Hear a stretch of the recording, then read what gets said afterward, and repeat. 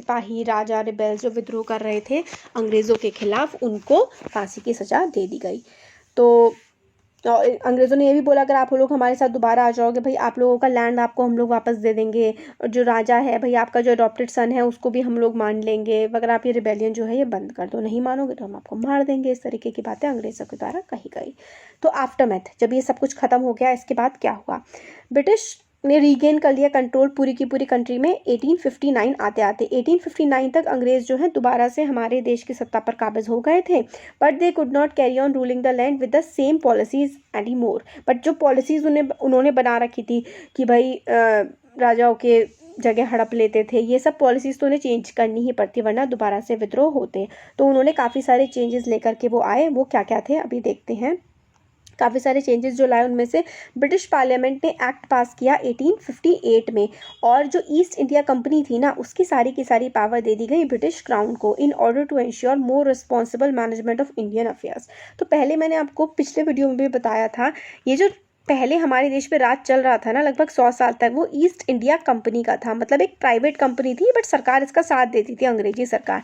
अब अंग्रेजी सरकार ने कहा कि भाई 1857 में इतना बड़ा विद्रोह हो गया, कंपनी से तो ये काम हो नहीं रहा है, अब हम खुद राजसी परिवार जो अंग्रेज थे, उनकी जो किंग था ना, किंग क्वीन थे, उन्होंने कहा अब हम ये इंडिया जो इतनी बड़ी हमारी अच्छी कॉलोनी है, इतना हमने इतने बड़े देश को गुलाम बना रखा है, भाई इसको तो हम ढंग से मैनेज करेंगे। तो 1858 में ईस्ट इंडिया कंपनी से सारी ताकत ले ली गई, और अंग्रेज़ों की रानी जो क्वीन थी वहाँ की, उन्होंने कहा कि अब हम डायरेक्ट कंट्रोल खुद यहाँ का देखेंगे।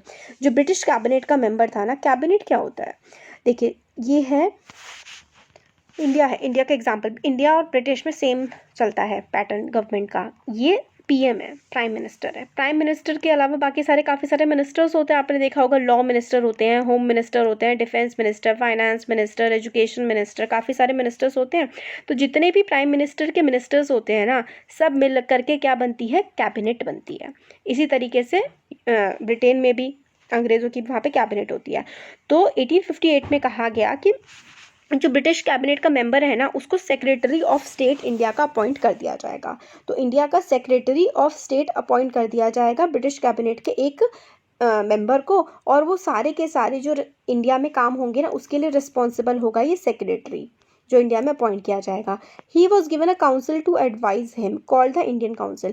और ये जो ब्रिटिश कैबिनेट का मेंबर होगा ना, जिसको हम इंडिया में सेक्रेटरी कहेंगे, इसको काउंसिल दी जाएगी, मतलब कुछ लोग दिए जाएंगे, ताकि उन लोगों की सलाह से ये सेक्रेटरी जो है, जिसको इंडिया में अपॉइंट किया गया हुआ है ब्रिटिश क्राउन के द्वारा, ब्रिटिश क्राउन यानी कि ब्रिटिश का जो राजसी परिवार है उसके द्वारा, वो सही से काम कर सके। इसके लिए इसको कुछ, इसकी हेल्प के लिए कुछ लोग भी दिए जाएंगे, जिसको इंडिया काउंसिल बोला गया। गवर्नर जनरल ऑफ इंडिया को अब वाइसरॉय बना दिया गया।